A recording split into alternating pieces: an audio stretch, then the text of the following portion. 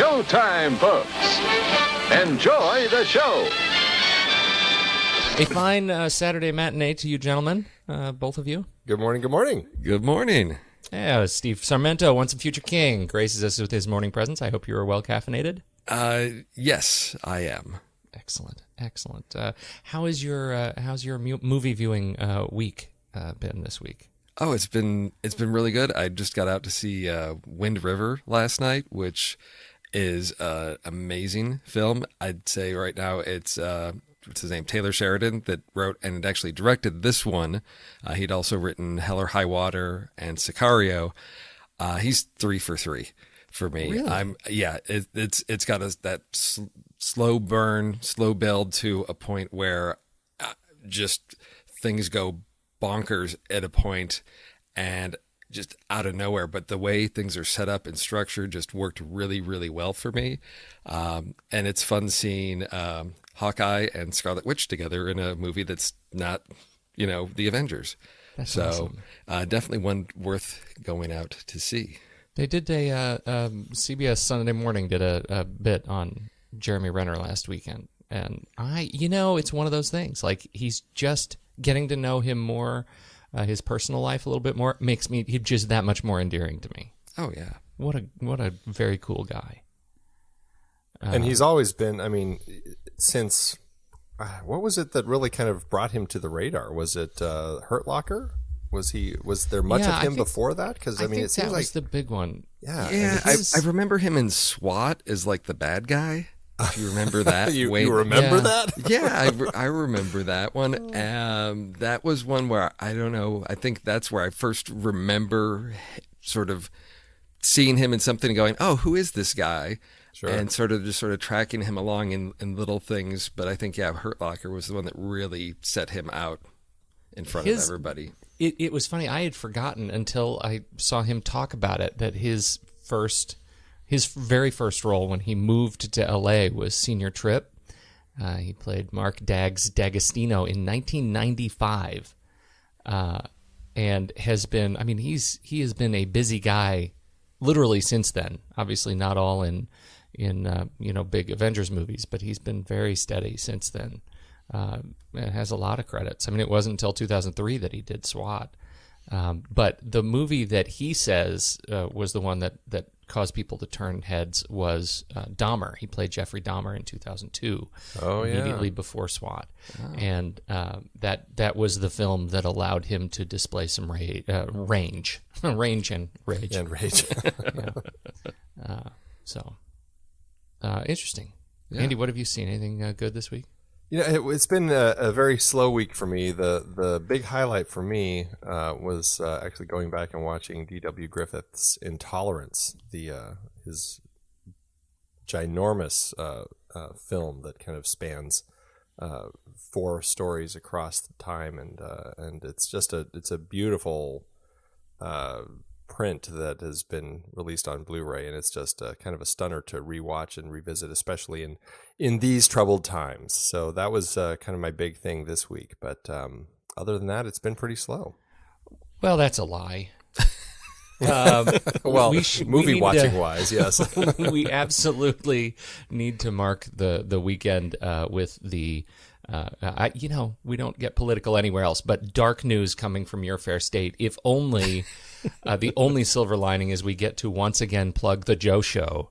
There you go. For those who want to know a little bit about what of the background of Sheriff Joe Arpaio, who President Trump pardoned yesterday, go watch Andy's team's documentary, The Joe Show. Where can they find it now? Is it strictly iTunes or is it Netflix? What? It's on Amazon. If you have a Prime membership, you can watch it for free there. It's on. It's not on Netflix, so it's just Amazon and where else is it right now? I think Vudu still has it, and iTunes. So there's what goes into the decision making process behind where to push it? Like, do you intentionally choose not to put it on Netflix as an exclusive with Amazon? How's that work? No, it's just it's if Netflix lets you put it on there. It's really up to them. They're a little controlling. Oh, and so, that's really interesting. It's not like iTunes where it's just they'll take everything. Correct. Netflix is a lot more choosy. Those bastards. I know. All right. We got this puppy, Gambit, the puppy, and he's a toddler, so I have not been able to get out and see much because he won't, like he literally is he's pulling stuff out of walls, and like we're working on it. We're working on the training to make sure he can be alone for 2 hours. Right now we're at about a half hour before he starts going crazy, and so I haven't been able to go out and see a movie, but I did get through the entire Defenders series, the new Marvel series. I did all of that, and it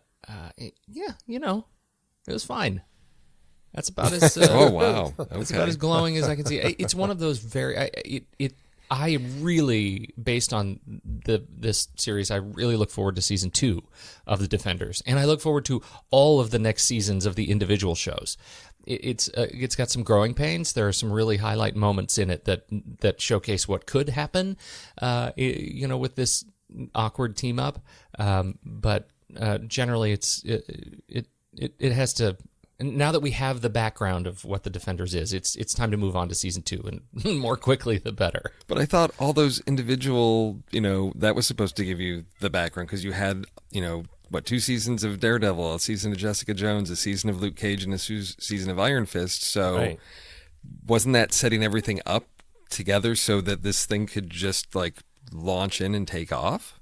Yeah, I think that was the idea, and I think to my eye, it was underestimated just how kind of funky it is putting all of these people together, all of these heroes together on one screen with all of their individual powers, and it's one of those things that it took too long to gel. It took too long to gel, and I'm on the record. I loved Luke Cage, and a lot of people came out, sort of middling to fair on Luke Cage. I thought the style and tone of Luke Cage was fantastic. I thought he was pretty underused in the Defenders.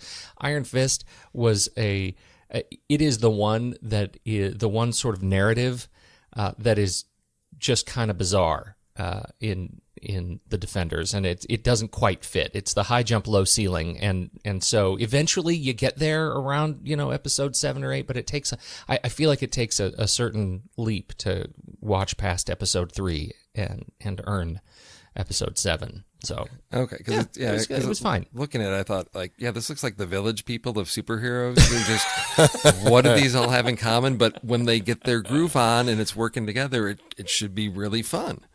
Right, one would think, and I think it's really it made me miss Daredevil. Frankly, I think it's been a long time since we've seen Daredevil, and that's still my very favorite. And then Jessica Jones is such a stunning thing. I really look forward to her second season, and she was another one that was a little bit underused in this one. It was just sort of cranky, throughout it. So anyway, good stuff. It's the challenge when you put a group together to make an ensemble project. I think it really takes the right type of a person at the helm to understand and the writers to really know how to blend it all together. And I think it's worked, so far for the Avengers, but maybe they're just going to be struggling with that here.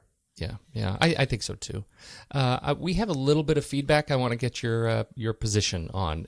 This came in by way of YouTube, and I have to say, there are a couple of our episodes that are on YouTube that are wildly popular compared to the norm, and this movie is one of them. I don't understand it, but it is. I'm talking about 1939's The Women, and and here I thought you were going to say Rush.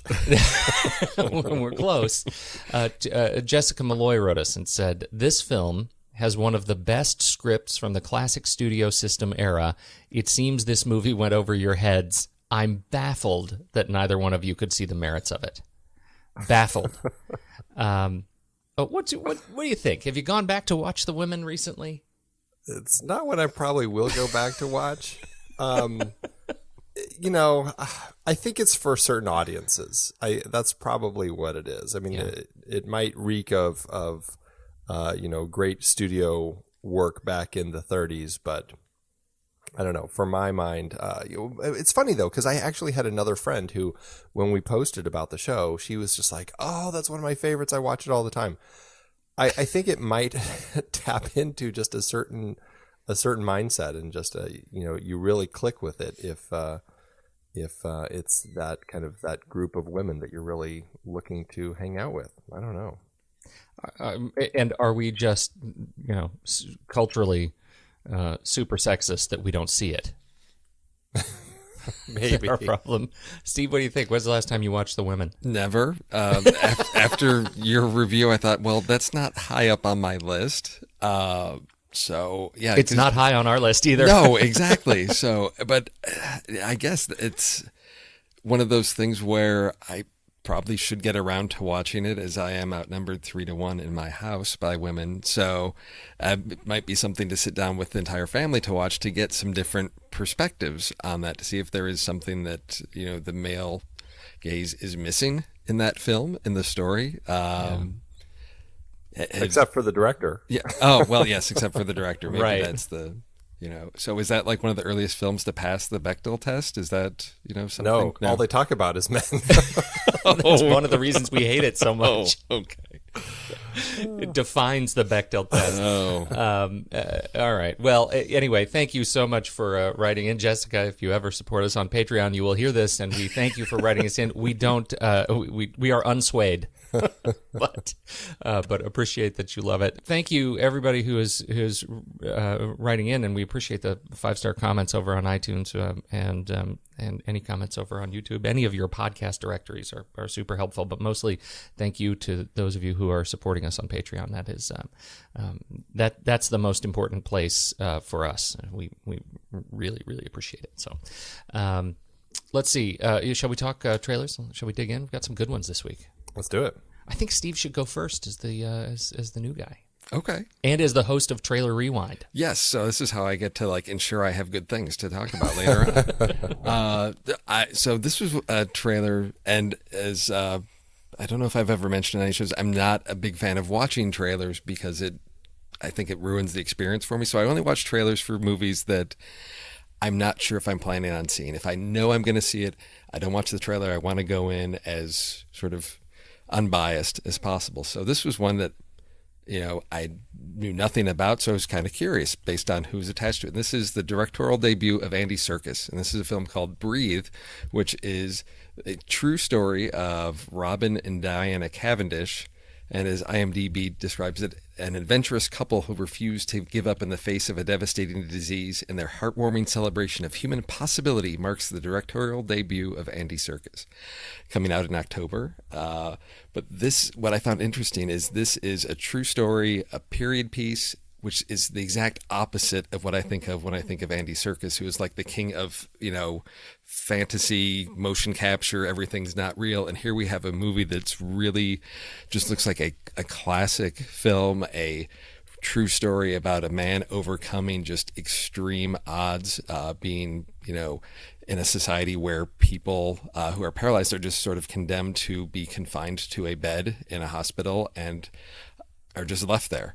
And he decides he wants to continue living his life, and they apparently rig a wheelchair device that allows him to still breathe. So just amazing innovations that he's responsible for, but just looks like a really interesting story I've not heard of before, just done in a very traditional, classic, epic historical period piece. Some would call it an awards grab. Oh, of course. Oh, yeah. But that doesn't mean that I didn't think it looked great. It's one of those that really warms your heart. So and to see that Andy Serkis directed it really surprised me. But I forgot to mention starring Andrew Garfield. So that's I think the other we got Spider-Man, we got all these recognizable names. I think that may be the draw for this, because I think otherwise this is one of those films that would probably fly under everybody's radar and say, oh, that looks like one of those weepy PBS dramas or something like that. I'll get around to that later on. But I think there's got to be something compelling in this story to attract these guys. So, and it's not a sequel to Don't Breathe. I think that's important to tell people. Were you guys in favor of Theory of Everything? In favor of, meaning were people not in favor of it? No. Did you like it? I liked it. I mean, I didn't love it, but as far as biopics go, I thought it was pretty interesting. I didn't get around to that one. I think I hit my quota on biopics at that point because I did The Imitation Game, and so I was like, well, I need a break from the British biopics for a while, so I just haven't gotten back around to that one. I love that you have a quota for biopics. Yeah, it's just you can just nope, can't see anymore. They start to blur together. It's like, oh, it's a British guy that's doing a thing in the 50s or 60s, and yeah. Well, that was my feeling when I watched this trailer was, oh man, it's too bad. This is probably a great story, but I'll bet it is going to be conflated with Theory of Everything pretty quickly. So it'll be interesting to see, because I was a big fan of Theory of Everything, and I thought he did an amazing job, kind of taking on that very demanding physical role. And so I look forward to seeing how Garfield, takes it on a similar thing. Although it's a different kind of physical role than in Theory of Everything. So it's going to be very easy. He looks great, and I hope it's allowed to stand on its own. But the thing that makes me probably the most nervous is that William Nicholson is writing it, and he wrote Everest, which I didn't have huge issues with. I know you guys did. Yeah. A lot of biopics like Unbroken, which I heard was okay, Mandela, Long Walk to Freedom, Elizabeth, The Golden Age. I mean, even going all the way back to like in the 90s with Shadowlands. And so he's been doing a lot of biopics. I'm there are things in his body of writing that I think he's done better with. I don't know. I think that this looks pretty interesting. I think it's something I'd probably check out, but yeah. It feels like a biopic. Feels like a biopic. Yeah, well, I'm looking forward to it for a future trailer rewind. So truly, absolutely. I think that's the place where I'm hoping that we can continue to push audiences towards these films that get overlooked, but that are really a pleasure. And sometimes the marketing just doesn't get you there, and it takes hopefully somebody that you trust telling you about it to say, yeah, I will give that a chance. I will give that a chance because you told me to, Steve. That's not yet. I haven't seen it. Oh, so no. I don't. Oh no, you. This is what I hear is Steve said go see this movie. That's how it works here. Andy, what's your trailer this week? Well, speaking of biopics, mine is a biopic about President Johnson, LBJ, Rob Reiner's new film, which is weird to say these days because he hasn't. It feels like he hasn't directed much, although he seems to keep cranking stuff out. It's just not stuff you hear about anymore because he's faded from the radar so much. I mean, he did a film a couple years ago called Being Charlie, and before that, And So It Goes, The Magic of Belle Isle, but films that I know nothing about. He kind of faded off my radar after The Bucket List, and I mean, really faded off my radar big time after The American President, when I really don't feel like anything I had seen of his had been any good, and that was like 95. And so a couple decades of Rob Reiner, in my mind, kind of struggling to make anything worth watching. Wait. Are you telling me you did not like An American President? No, I'm saying I did. That was the last did. thing of his that I liked or felt was worth watching. All right. That's fair. You may continue. Yes. No. I really love that one. That's a great one.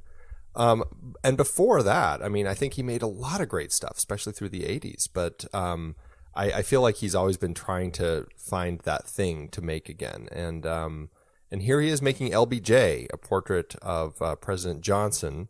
And from what I understand, it's kind of a back and forth chronologically tale of Johnson in his early days when he's a senator and looking at running for president, and then he becomes vice president, and then JFK's assassination, and then he kind of decides to follow in JFK's footsteps and pass his or fight for his equal rights bill. It looks like a pretty interesting story. It actually premiered, I think, last fall at Toronto Film Festival, and it sounds like it's pretty safe. And I think that's the thing with Rob Reiner, is it seems like he's become a very safe director. And I kind of wish that he would do something that had a little more bite to it. That being said, I think there are a lot of things that look interesting about this film. I think Woody Harrelson as playing President Johnson looks pretty interesting. A lot of makeup. I think it looks pretty good. I'm curious to see how it holds up over the course of the whole film. And then we've got Jennifer Jason Leigh in it as his wife, Lady Bird Johnson. Bill Pullman's in it. C. Thomas Howell. You got Jeffrey Donovan as JFK. Richard Jenkins pops up. It's a pretty good cast of people, and it's one of those presidential biopics that I think could be pretty good. It's about equal rights, which could be pretty good. It's also about a white man kind of pushing for equal rights. It's like, I know it's a true story, but it's like, is that kind of what people want to be seeing right now? I don't know. I'm curious about this one, I think, more than anything. I don't know if I'm excited yet. I think I'll have to wait and see kind of once it's released what the word is. But what did you guys think of this trailer? Well, this is something I always struggle with, of like the makeup of like that we have to have them actually look so close to that it becomes like, okay, Woody Harrelson's voice coming out of somebody, and then I get distracted by those things, but like especially the Gary Oldman Winston Churchill like a thing. Skeksis. Yeah, it's just yeah. I mean, I think it's an interesting story. I think it's interesting from what I see in the trailer of why Kennedy selected him. He needed votes from the South. Sort of leveraging that, I think, is an interesting historical story. I think that's going to be interesting. But it's always just when we layer on another face so much that I wonder if it's interfering with the performance, or if it's just a me thing where I'm just like, you could be Woody Harrelson and I'll be like, fine, he's playing LBJ, that's fine. Why do we have to approximate the look of somebody? Why so much time and energy go into that? So you're more the Nixon style of film, where it's just Anthony Hopkins playing Nixon. You don't have to make him look like him. Yeah, in his mannerisms and speech, you can get close, and that, to me, that's enough. Well, you'll love to know that it's actually not makeup at all. It's all CG. Oh, LBJ. Just did the face replacement stuff. It is. It's all face replacement. I don't know. I think it's going to be fine, and I think I'm probably really going to enjoy it. The trailer looks really interesting, or the cast looks interesting, and I love the idea of Woody Harrelson doing something like this. I think it's probably time in his career to do something like this. What I found was really fascinating, that Rob Reiner's next film is called Shock and Awe. After this one, it doesn't have a release date apart from 2017, but it was also written by Joey Hartstone, who wrote LBJ. It also stars Woody Harrelson alongside of Jessica Biel and Mila Jovovich and James Marsden and Tommy Lee Jones, and a great cast. And it is a story of a group of journalists covering George Bush's planned invasion of Iraq in 2003. So it's another historical drama. And they're coming out in the same year. How did he manage to make that happen? Well, I mean, LBJ came out last year. I mean, it was done long earlier. It was finished in 2016, and it premiered at Toronto. It's just taken a full year to kind of come around to getting its theatrical release. So that's interesting. Kind of what happened there. Yeah. So we probably actually won't see Shock and Awe because there's no release dates, like no festival dates, no nothing. So I would be surprised if we actually got to see it in 2017. So basically, Rob Reiner's telling us how awesome he thinks the world was when he was growing up, and now that he's an older man, the younger generations have screwed it up. Here you go. Okay. I'm so glad you're here to read the Reiner tea leaves. Yeah. Okay. That's exactly what it feels like. Well, LBJ is going to finally have its theatrical release November 3rd this year here in the U.S. That's the only release dates that are set yet. All right. I was on the fence about which trailer I was going to do, and I'm going back to my original. This is Your Death, otherwise known as The Show. It stars, Famke Janssen and Josh Duhamel and Sarah Wayne Callies and Giancarlo Esposito. It was actually directed by Giancarlo Esposito. Yes, Gus Fring from Better Call Saul and Breaking Bad directed the film. It was written by Noah Pink and Kenny Yackel, and it is the story of reality TV where a hit game show has contestants ending their lives on screen. The trailer itself, I found myself kind of horrified by the trailer, not necessarily because of what was going on, but because I am, when I look at these trailers and films as a mirror of the culture that we're experiencing, I find myself really impacted by certain things like this. And in this case, is this a movie? Is this a story that needs to be told? I think it's great. I'm all in favor of creative expression, and I think because of the way I feel about it, kind of gut sick about it, I'll probably need to see it and exercise that demon. It's probably going to be one of those films that I'm told is much, much better than the trailer would allow. In fact, it's already almost 8 out of 10 on the IMDb rating for folks who have seen it. A small number of folks who have seen it, but generally that means, if it's over a 6, it's a roll of the dice. If it's nearing an 8, it's probably going to be something interesting to watch. So I found myself pretty grossed out by it, and will probably see it anyway. What'd you guys think?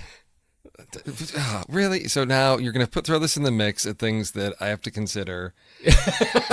But now I'm thinking maybe I just double down on this and I make JJ, we do a double feature with the show and then last year's film Christine, about that reporter in the 70s struggling. Yes. Right? Yeah. We just, we go to the dark side, really heavily and of a miserable evening.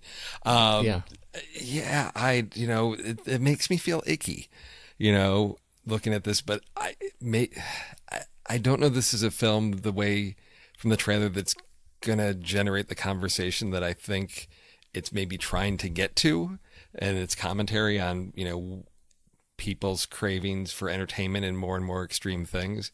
I don't know if it's going to get us that. So I wonder if it's just borderlining on sort of exploiting this for spectacle. That's the trick with this one. Is it seems like they're trying to say something really big about where we're going as far as entertainment, to the point where, watching suicides is our next great form of entertainment. It looks pretty horrifying, but yeah, that's my question with it. Is it actually going to get to the place where we're thinking about it and having conversations, or is it going to end up feeling more exploitative than the filmmakers intended? It feels like there's also a sort of sub-layer of this discussion around the law and entertainment law and and liability. That I feel like it's hinted at in the trailer, but it maybe that's the lead that is buried in this film, that we have set ourselves up with rules around what can and can't be seen, what is or is not culturally right to broadcast. And as a result of those rules, this new behavior is allowed to emerge because it's something we never intended, and it turns out there's a thirst for it. It's that, not to harken back too much to the American president, but they'll listen to whoever steps up to the mic. And in this case, the emergent behavior is that now we're allowed to show suicide. Nobody can get in trouble, so we might as well do it. And I think that's really interesting. As disgusting as I think the topic is, it may have more buried inside it than I want to believe. Yeah. Ugh. It doesn't have any U.S. release dates right now. September 21st in Brazil. So, I don't know. That doesn't necessarily bode well. It did play at South by Southwest in March in the U.S., so that's where some folks have seen it, but no wider release dates yet. There you go. This is your death. Andy, let's talk about the quiz. Well, before we do that, Pete, let me just give you just a weekend box office real quick. You got it. I just have to read this because really it was a very the movies that opened this weekend were the animated film Leap, the Christian film All Saints, and then the biopic Birth of the Dragon. That was it for the box office opening this weekend. And let me just read this from Box Office Mojo. This pretty much sums it up. We are looking at what may be the worst August weekend in over 20 years, with a top 12 that could struggle to reach a combined 50 million, something that hasn't happened in August since 1993.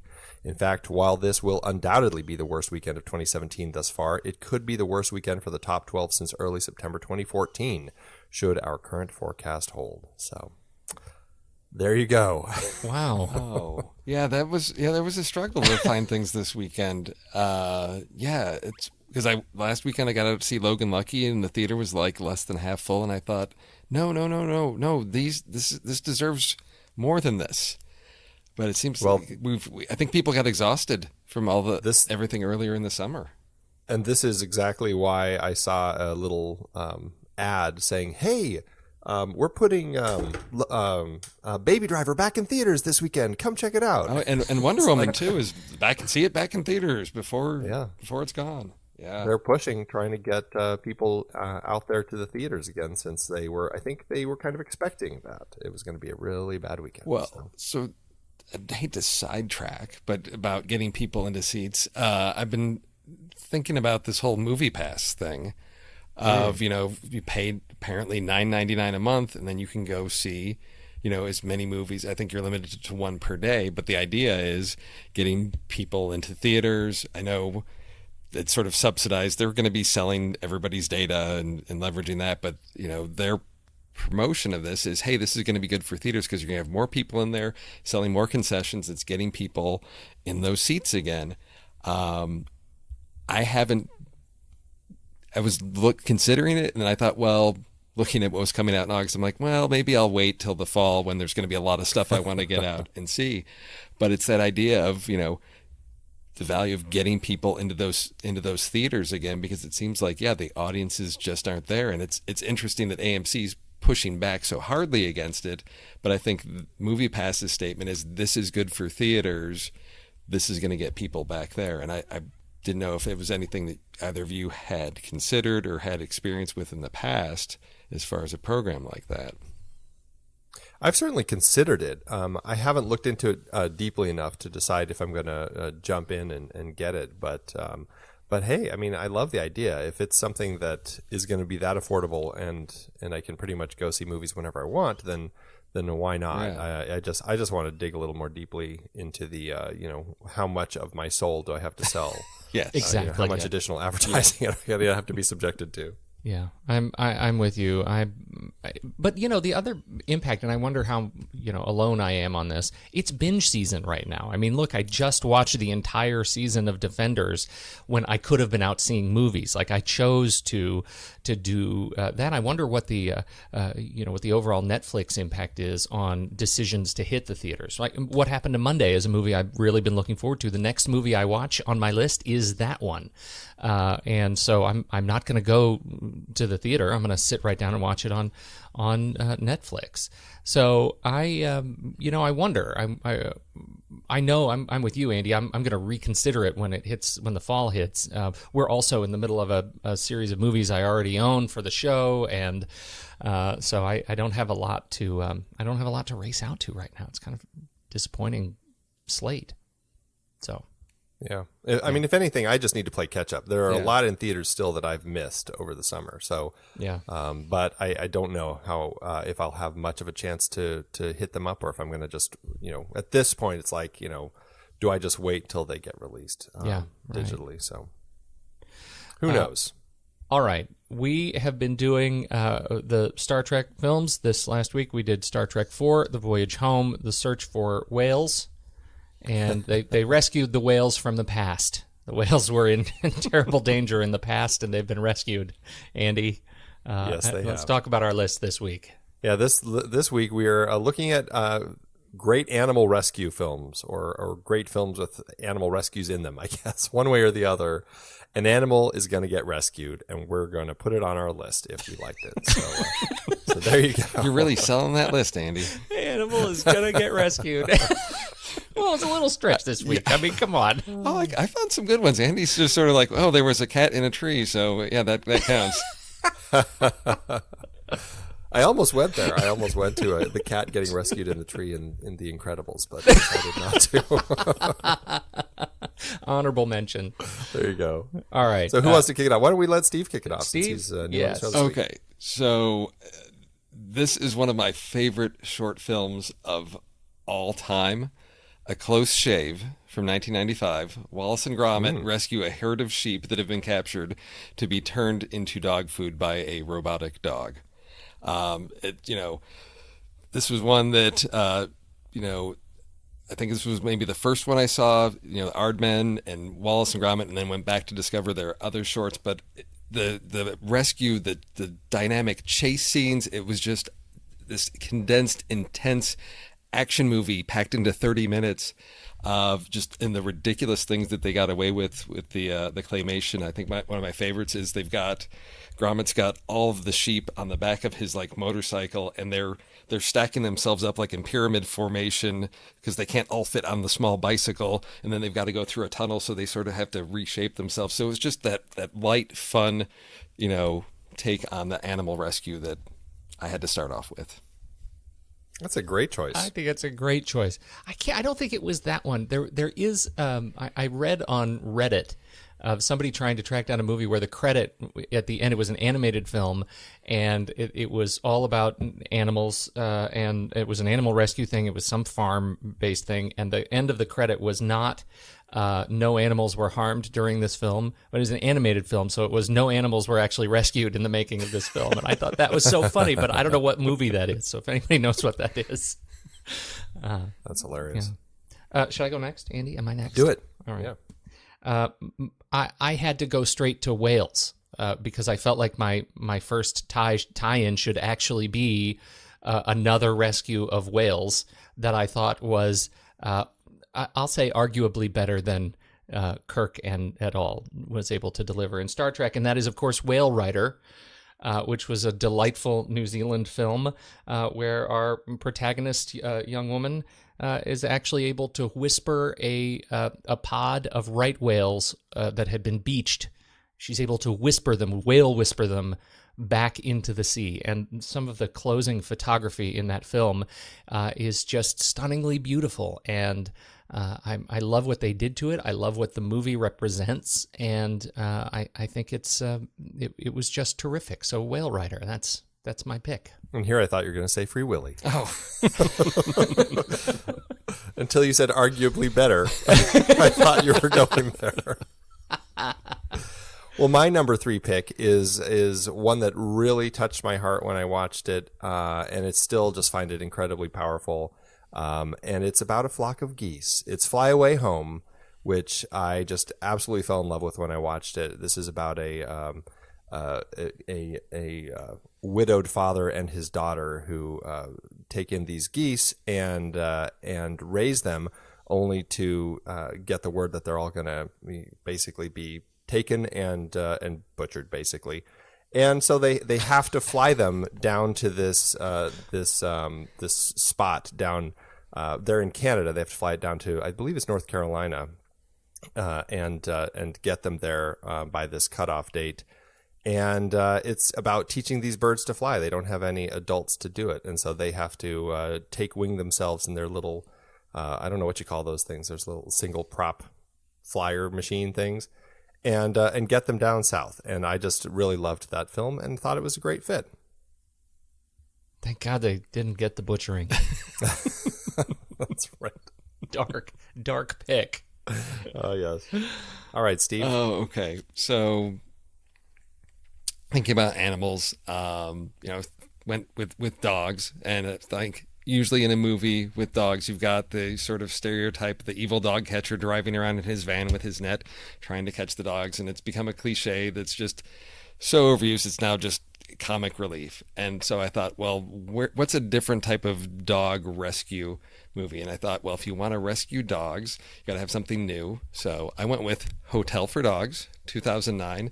And this one stuck in my head because of just the crazy contraptions these kids develop. They find a stray dog, they can't keep it in their apartment, so they find this abandoned hotel, and they have to keep the dogs there. They have to keep them safe. So the kids just create the most amazing contraptions and gadgets to entertain these dogs. An automatic fetch machine. There's a dog that's overweight. They put him on a treadmill. There's all the feeding mechanisms. It was just something I remember seeing with my kids when they were young and having a great time with it. It was just something that if we're going to rescue animals, we can still have fun with it. Very nice. I have not seen that movie. I haven't either. Yeah. I need to put that on the list. I wonder if I should watch it with my kids. It's got Emma Roberts in it. I think it's something that, and Don Cheadle as well. So something fun for a Saturday afternoon. Don Cheadle. I love Don Cheadle.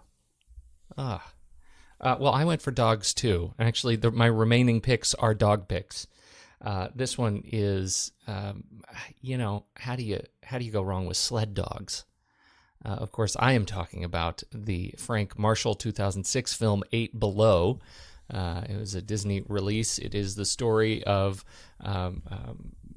it's a story of leaving. The rescue is they have to abandon their Antarctic expedition, and they leave these dogs tied up, thinking that they're going to be back, but they aren't able to get back for 5 months.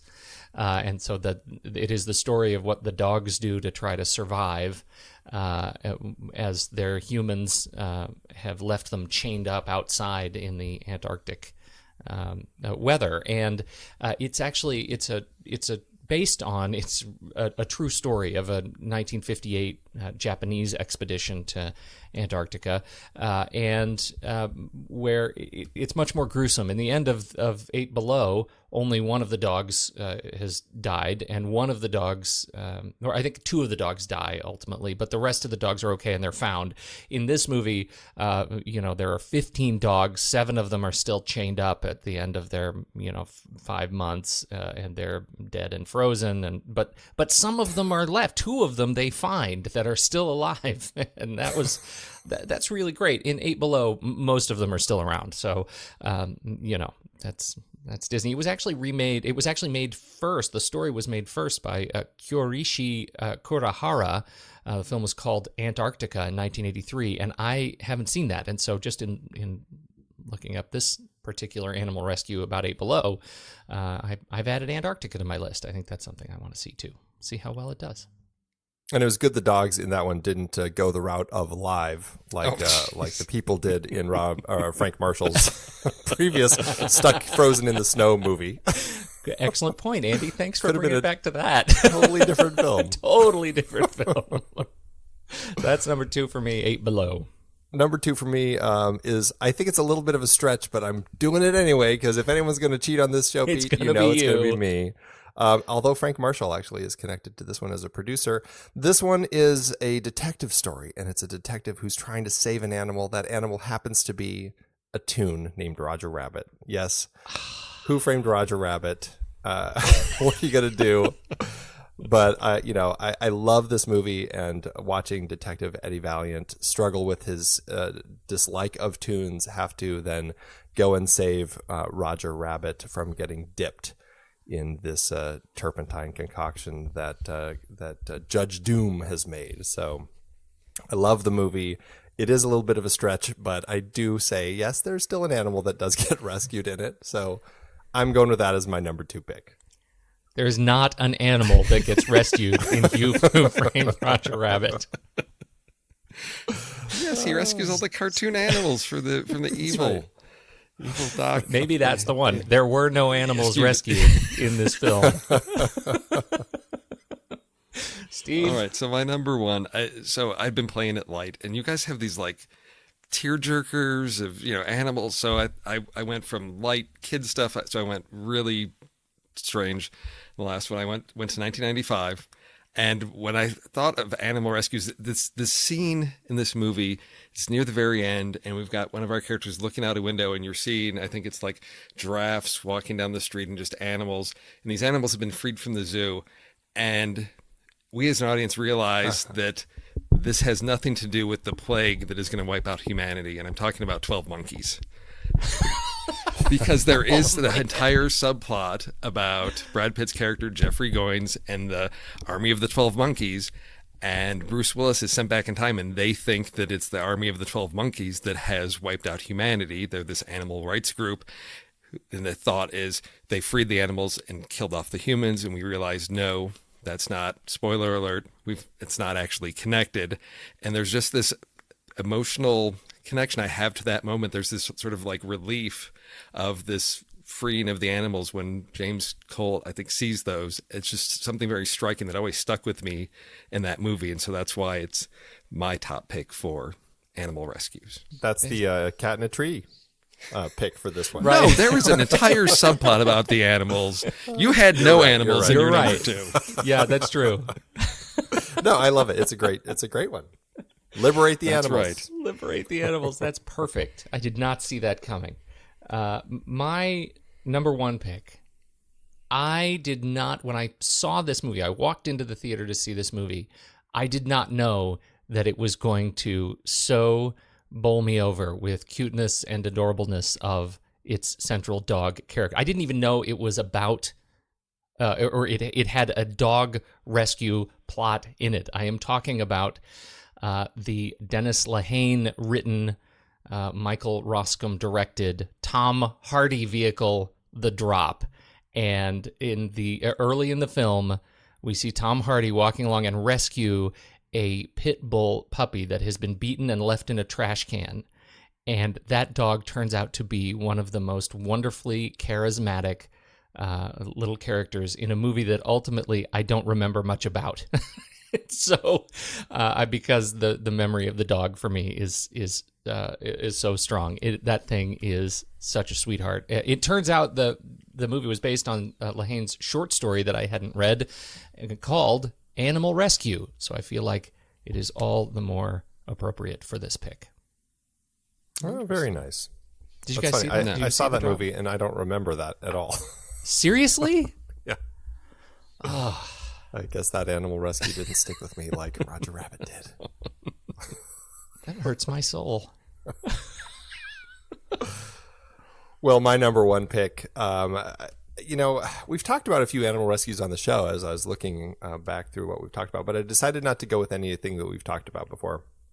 And I went with another animated one, so I guess I'm cheating a little bit, but this one really is animals. You're cheating a lot, Andy. I a know. lot of cheating. But I think this is such a great story, and it's Finding Nemo. It's about a father who has to go rescue his son, a little clownfish who gets taken by a diver, and in turn, Nemo ends up learning by the fish in the tank to kind of also fight for himself. And I think it's a beautiful story about a father and son. I think there's a lot of great stuff about the whole idea of the rescue and everything, and it's just so much fun to watch. I absolutely love it, and that is my number one pick. So. Obviously, as the founder of the list segment, you get to cheat as much as you want, but 66% cheating is definitely significant over Steve's 33% cheating, and let it be noted here, 0% cheating from yours truly. Never did we say it had to be a live-action animal. Or in Andy's case, that they had to be rescued at all. So That's right.